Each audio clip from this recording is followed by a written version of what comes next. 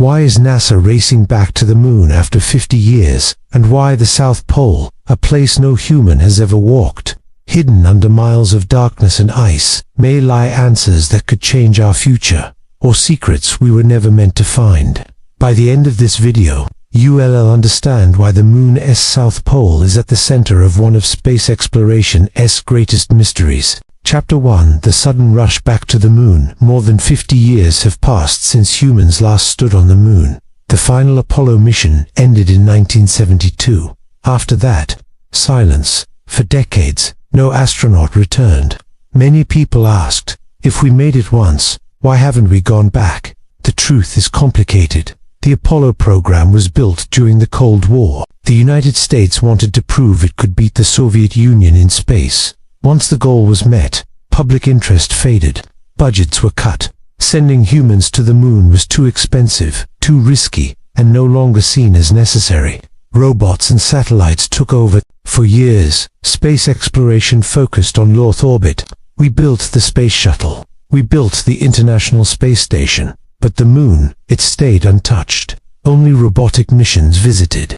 Countries like China, India, and Japan sent orbiters or landers. None carried humans. It felt like the age of moon landings was over. Then something changed. Suddenly, NASA announced a new program, Artemis. It is a direct reference to Apollo's twin sister in Greek mythology. This name is not an accident. Artemis is designed to pick up where Apollo stopped.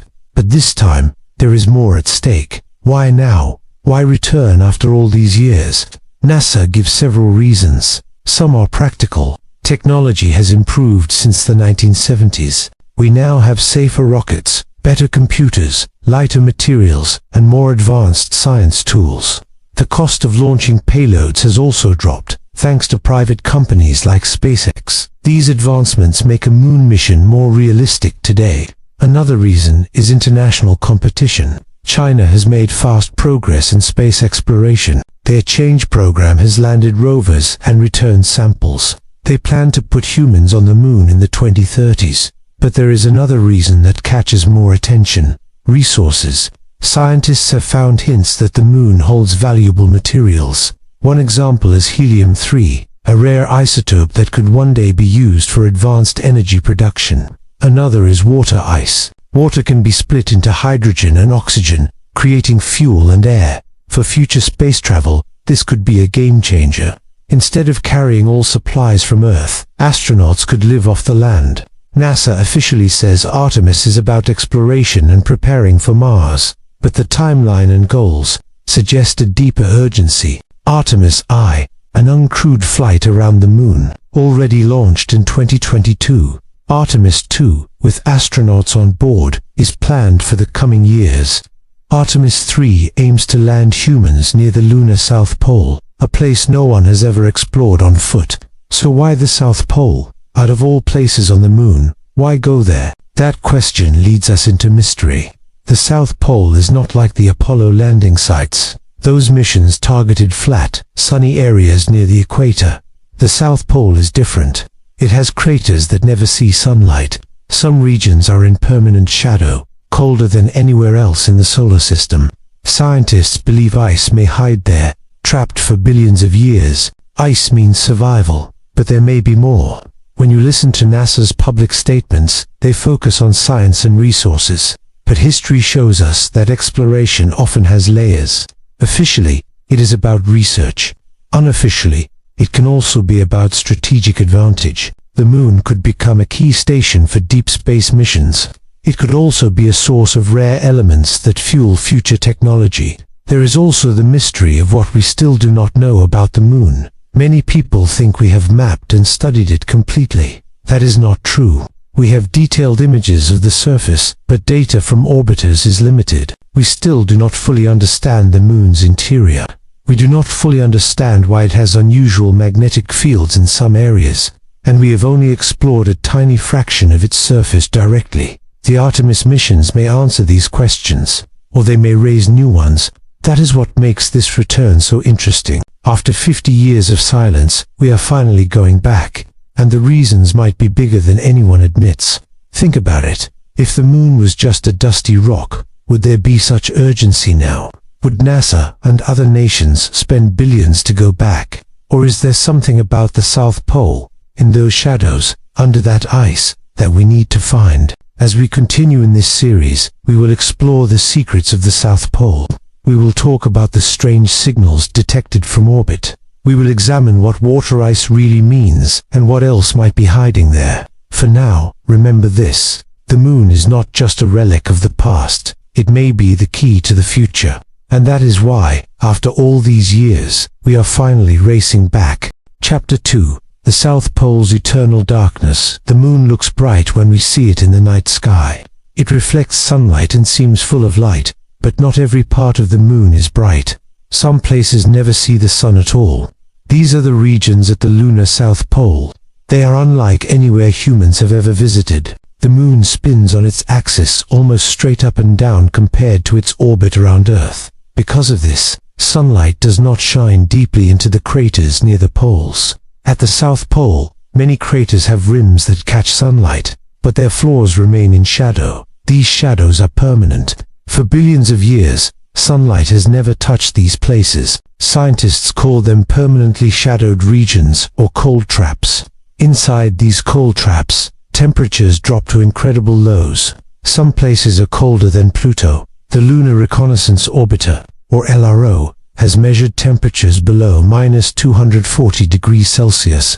That is close to absolute zero, where almost all molecular motion stops. In such extreme cold, almost nothing changes. Whatever falls into these craters can stay there, frozen and preserved, for billions of years. One of the most famous features here is Shackleton crater. It is about 21 kilometers wide and more than 4 kilometers deep. The rim of Shackleton receives sunlight for most of the lunar year. The interior is a different world. Its floor stays in darkness, locked in cold, that has lasted since the moon was formed. Other craters nearby have similar conditions. Together, they form a landscape of light and darkness, with bright rims and black interiors. Why does this matter? Because these conditions create natural vaults. They may hold ancient material that has not been touched since the early days of the solar system. Micrometeorites, comets, and cosmic dust have been hitting the moon for billions of years. On most of the moon, sunlight and temperature changes destroy or alter what lands there. But in the South Pole's cold traps, things can stay preserved. It is like a time capsule waiting to be opened. What could be frozen inside? The most talked about possibility is water ice. When comets hit the moon, they bring water. Some of that water may have ended up in these cold traps, frozen forever. Hydrogen signals detected by NASA's Lunar Prospector and later confirmed by LRO suggest that hydrogen is present in these areas. Hydrogen could mean water, but no one knows for sure how much there is or in what form. It could be thick sheets of ice. It could be tiny grains mixed into the soil. It could even be trapped as molecules in minerals. Why is water such a big deal?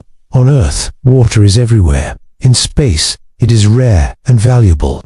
Water can be used for drinking, growing plants, and most importantly, making rocket fuel. If astronauts can turn ice into hydrogen and oxygen, they could refuel on the moon. This would make deep space exploration much easier and cheaper. The moon's South Pole could become a launch pad for Mars and beyond. But water is not the only mystery. Scientists wonder what else could be locked in the darkness. Could there be exotic chemical compounds formed by cosmic radiation? Could there be clues about how the solar system formed? Some even speculate about unknown anomalies. While most of this is still theory, the South Pole offers one of the best places to look for answers. The LRO has given us a lot of information, but only from above. It has mapped the surface in detail and measured temperatures. It has helped identify areas that might contain ice. It has even used radar to look below the surface in some places. The data is promising but incomplete. Remote sensing can only tell us so much. To know for sure what is hidden there, we need to go and look directly. That is why Artemis aims to land near the South Pole. No human has ever been there. The Apollo missions all landed closer to the moon's equator. Those areas were easier to reach and had more sunlight. The South Pole is far more challenging. The terrain is rough. The extreme cold makes technology fail. Communication with Earth is harder in deep craters, but the rewards could be huge. Imagine standing on the rim of Shackleton crater. Around you, the sun hovers just above the horizon. Long shadows stretch across the surface. Below you is a pit of darkness, deeper and blacker than anything on Earth. What lies down there? Ice, yes, but maybe more. Materials older than Earth itself. Clues to the early solar system. Things we have not even thought to look for. There is also a strange beauty to the idea. A place that has never seen sunlight, where time almost stands still. A place where ancient cosmic history might still be waiting, untouched. That is why scientists are fascinated. It is not just about fuel or resources. It is about discovery. The LRO has shown that some crater floors have brighter spots in radar images, which could be ice deposits. Other data suggests that these areas may have different textures than the surrounding soil. Still, no one has sampled them. We have theories, not proof. That makes the mystery even stronger. Some questions remain open. How much ice is there? Is it pure or mixed with soil? Is it easy to extract or trapped deep below the surface? Could there be other frozen gases, like carbon dioxide or methane, that tell us about the moon's past? The only way to answer is to go there. Chapter 3. Water, ice, or something stranger. In the last chapter, we explored the moon's south pole and its eternal shadows. Now it's time to ask a deeper question. What exactly is hiding in that darkness? Many people believe the answer is simple: water, ice, but the truth is more complex. The evidence we have raises as many questions as it answers. For decades, scientists suspected there could be water on the moon. The Apollo astronauts brought back samples that were thought to be completely dry. For a long time, the moon was described as bone dry, with no air and no liquid water. But later, better instruments began to reveal a different picture. One of the key discoveries came from NASA's Lunar Prospector mission in the late 1990s. On board, it carried a neutron spectrometer. This device detects neutrons emitted from the moon's surface when it is hit by cosmic rays.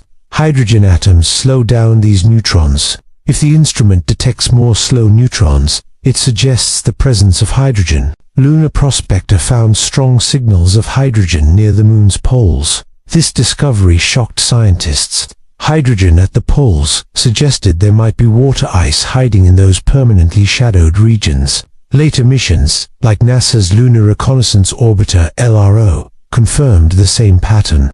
Other instruments, including India's Chandrayaan-1, also detected similar signals. But here's the mystery. Hydrogen signals tell us that hydrogen is present. They do not tell us its exact form.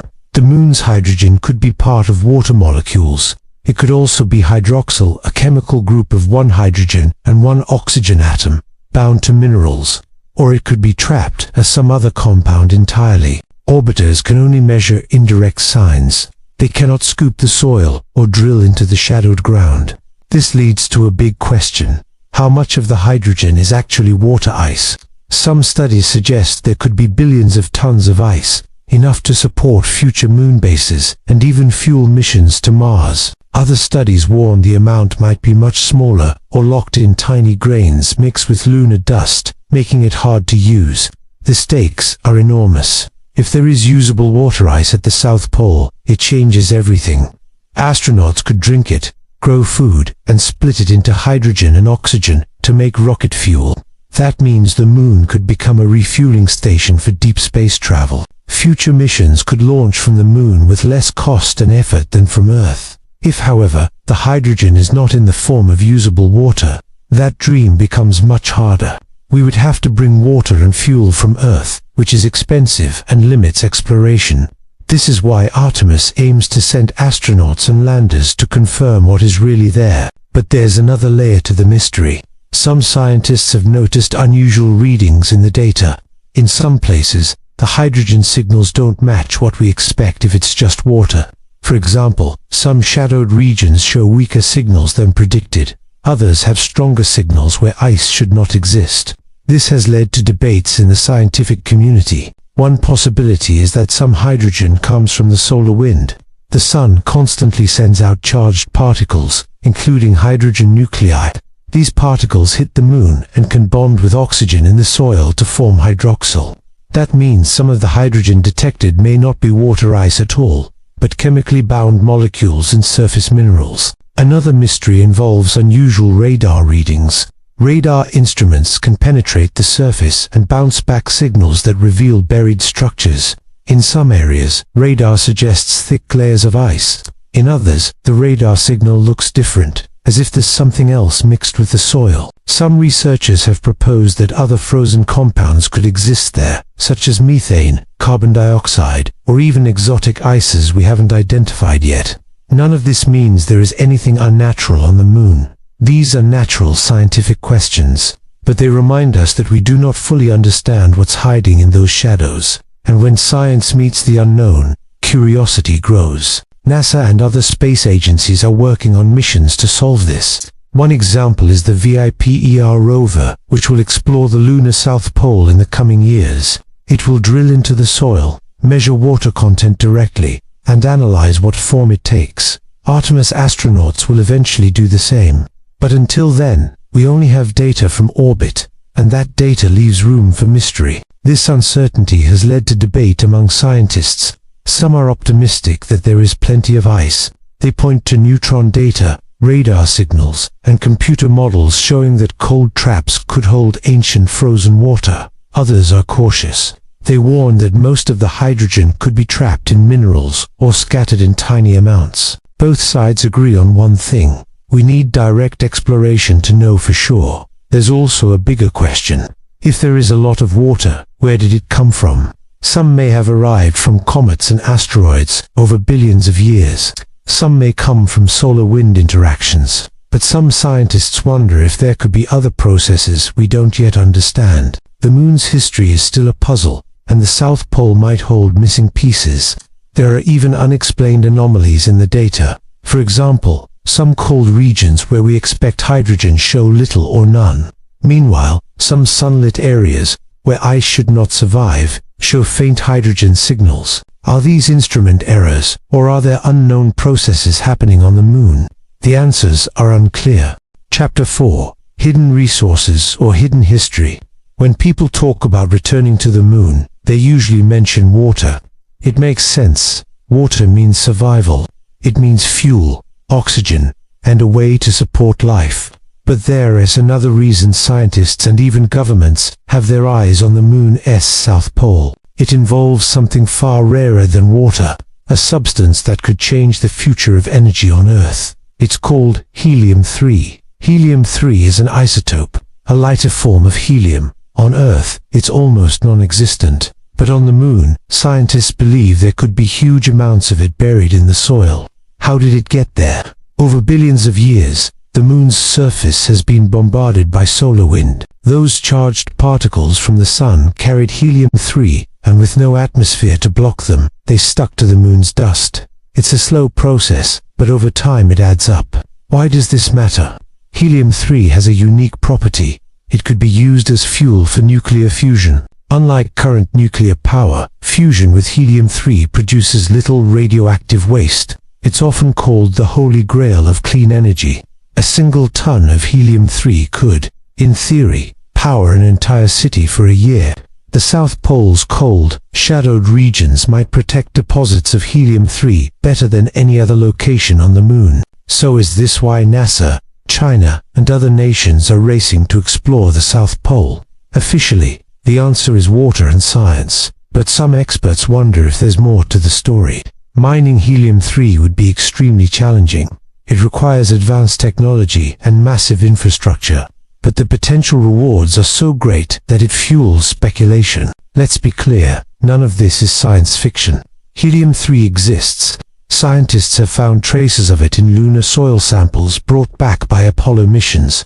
However, the exact amount and where it's concentrated remain uncertain. Most estimates suggest that the largest deposits are in the moon's regolith, the surface layer of dust, especially in areas exposed to the solar wind for billions of years. But permanently shadowed craters could also hold material that has been shielded and preserved in unique ways. Now, here's where the mystery deepens. Some researchers and commentators ask, did the Apollo missions discover something unusual that wasn't fully revealed? After all, those missions brought back hundreds of kilograms of moon rocks. Only a fraction of those samples has ever been made public for study. Many are stored away in secure facilities. NASA says it's for preservation, and that's reasonable. But it also leaves room for theories. Could there have been unexpected readings? Helium-3 concentrations far higher than predicted? Or even stranger materials embedded in meteorite fragments at the South Pole? We don't know. And NASA has never suggested anything beyond science. Still, secrecy, combined with the high stakes of lunar resources, makes people curious. Consider this. The moon has been hit by countless meteorites over its lifetime. Some of those impacts likely came from the far reaches of the solar system, carrying exotic compounds or metals not found on Earth. In the freezing dark of the South Pole, those materials could remain untouched, preserved like a cosmic time capsule. If such meteorites exist, they could contain rare metals or even organic molecules, offering clues about the early solar system. And what about the urgency we see today? NASA's Artemis program, China's Change missions, India's Chandrayaan, all are targeting the moon's south pole. Of course, part of it is about exploration and science. But is there also an unspoken race for resources? Water is one reason, helium-3 another. Both are critical for long-term human presence on the moon. But the secrecy and speed raise an open question. If the South Pole's secrets are only about water, why so much urgency and competition? To be fair, there are practical reasons for urgency. Establishing first presence at key sites could matter for legal and strategic reasons. The moon is technically open for all under international treaties, but controlling prime locations could give nations a major advantage.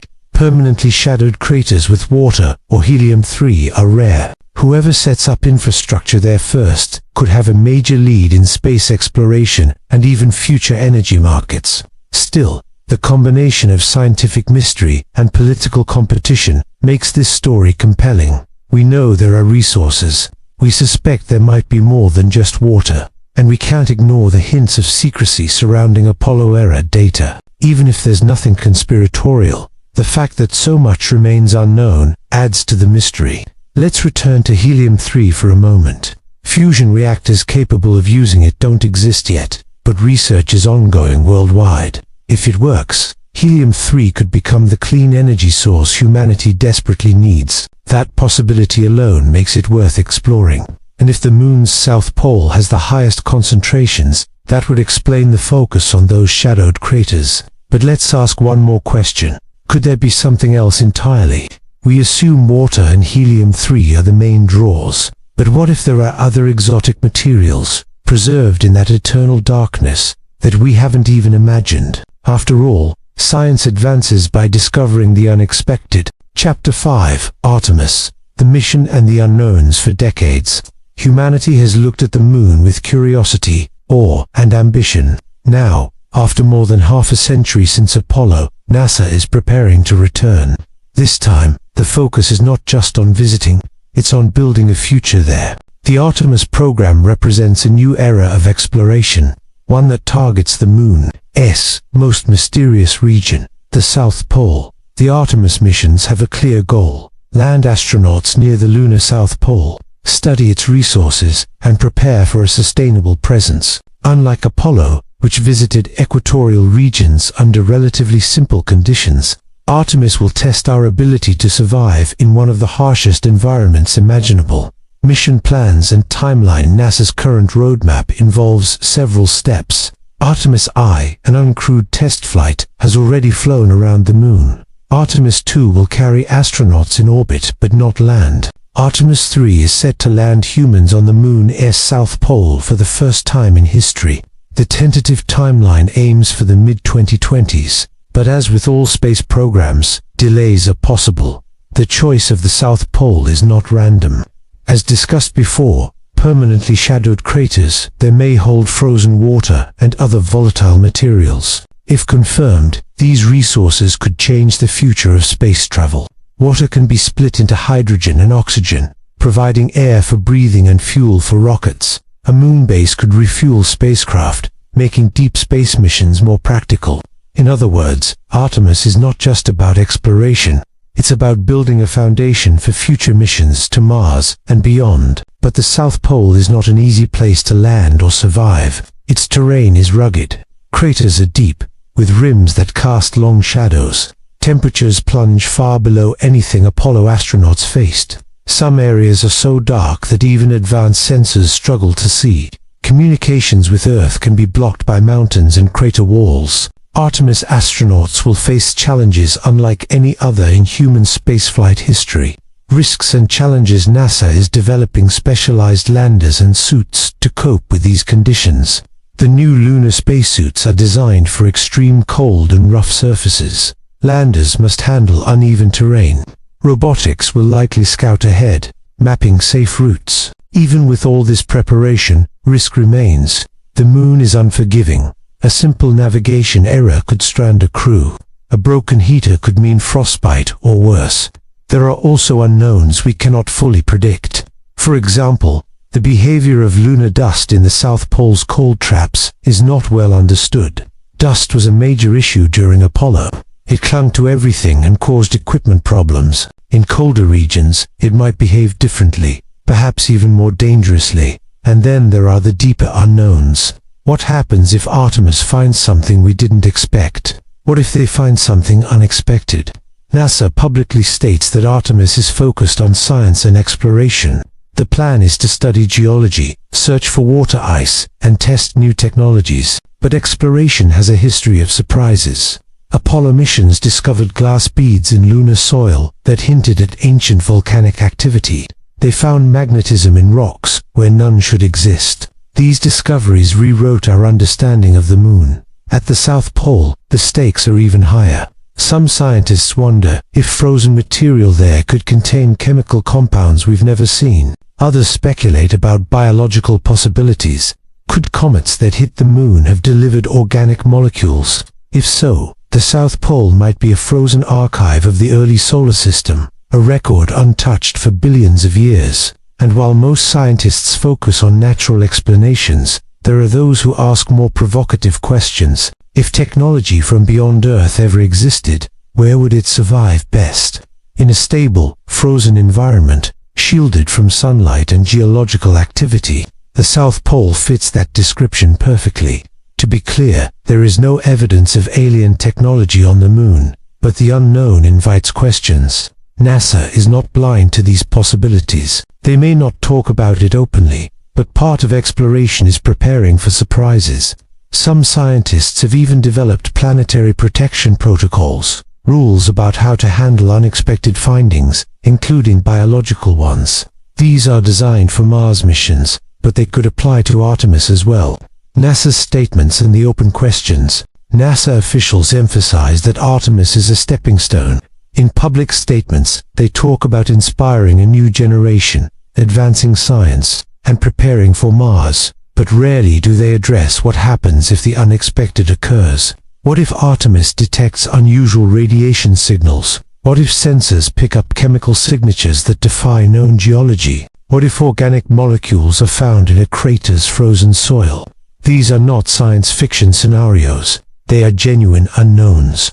Even more pressing, is NASA prepared to share everything they find? During Apollo, some discoveries were initially classified or not widely discussed until years later. Will Artemis be different? Will the public know everything in real time, or will some findings be held back for deeper study? These questions are not meant to imply secrecy or conspiracy. They highlight how exploration always carries uncertainty. We cannot predict what will happen when humans return to the moon's most mysterious region. That uncertainty is part of what makes Artemis so compelling. Why it matters. Artemis is not just about going back to the moon. It's about asking fundamental questions. Who are we as explorers? How do we handle the unknown? What happens if we find something that challenges our understanding of science, history, or even life? Chapter 6. What lies in the shadows? The moon has always seemed familiar, a silent companion orbiting above us, comforting in its constancy. Yet as Artemis prepares to land humans on the lunar South Pole, the truth becomes harder to ignore. Most of the moon remains a mystery. Even now, in the 21st century, vast regions have never been explored by humans. The places NASA and other space agencies are targeting are not bright, sunlit plains, but shadows, areas cloaked in perpetual darkness, colder than anywhere else in the solar system outside Pluto. What could be hiding there? To understand what's at stake, we must revisit the key enigmas that have brought the world's attention to this obscure region. The darkness that hides everything. The moon's south pole contains craters whose interiors never see sunlight. Because the moon's axis is only slightly tilted, the rims of these craters cast shadows that last billions of years. Within these frozen traps, temperatures drop to minus 230 degrees Celsius, cold enough to preserve almost anything. Sunlight never penetrates. Human eyes have never seen directly into many of these craters.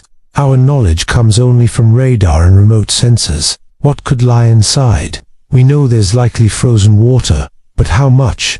Is it locked in the soil as ice crystals or buried in thick layers? Could it contain trapped gases or organic compounds? The truth is that we don't know, and that is precisely why Artemis, China's change program, and India's Chandrayaan missions are all aiming here. These cold, sunless craters are like locked vaults, holding a record of the moon's and maybe the solar system's history. But the mystery of the shadows is not only about what we hope to find, it's also about what we can't yet explain. The hydrogen signal mystery. For years, orbital instruments have detected something odd near the South Pole. Elevated hydrogen signals. Hydrogen is a key component of water, so naturally scientists believe this is evidence of ice. But the readings have raised more questions than answers. The signals aren't evenly distributed. Some craters show high hydrogen levels where models say ice should be unstable. Others show puzzling gaps. What causes this unevenness? Is it a quirk of geology we don't yet understand? Or could something else be concentrating hydrogen there? Most likely, there is a natural explanation, but the fact remains. Even NASA admits there's uncertainty. And wherever there is uncertainty, there is the potential for surprise. Hydrogen itself is more than a clue to water. It's a clue to history. Comets, solar winds, and ancient volcanic eruptions all leave hydrogen signatures. Studying where and how hydrogen accumulates could rewrite what we know about how the moon formed, and even how life-essential elements spread across the early solar system. The answers buried in those shadows may go beyond the moon. They may tell the story of Earth's own beginnings. Why the sudden rush? There is another striking fact. Multiple nations are now racing to explore the exact same region of the moon at nearly the same time. NASA's Artemis program, China's change missions, India's Chandrayaan program, all have declared the South Pole as a primary target. Even private companies are vying to land robotic craft there. Why now? Why here? The official reasons are practical. Water ice for fuel, a stepping stone to Mars, and valuable scientific data. Yet the timing raises questions. For decades after Apollo, no one seemed eager to return to the moon. Now, suddenly, there's a rush. Technology is better. Yes. Budgets are aligned. Yes. But is there more to the story? Are there findings from orbit, or perhaps unpublished data, that suggest the South Pole holds something extraordinary? It's worth noting that this competition is not just scientific, it's geopolitical. Whoever controls resources on the moon could control a future economy of space. Water ice can be turned into rocket fuel. Minerals and rare elements might exist in exploitable amounts. Nations aren't spending billions out of idle curiosity. The stakes are high, and the shadows have become a new frontier of power. But beyond politics and resources lies a deeper implication. Could the answers reshape human destiny? What we find, or fail to find in those shadows, could change everything about our future. If the moon's ice reserves are abundant, humanity might finally have a permanent foothold off Earth. We could see lunar colonies, spaceports, and fuel depots for missions to Mars and beyond. The moon could become a launch pad for civilization's expansion into the solar system. But there are other possibilities. What if the ice is scarce or contaminated? What if the hydrogen signals are misleading? That would force a re-evaluation of our plans. Or, most unsettling of all, what if we find something that doesn't fit our current scientific models? Something geological, chemical, or even technological, that suggests we are not the first to notice the importance of these shadows. Throughout history, exploration has often yielded surprises. Ancient ruins discovered beneath jungles, lost civilizations revealed in deserts. The unknown is never empty. It holds secrets. The moon is no different, and because it has no atmosphere or weather, anything left there could remain preserved for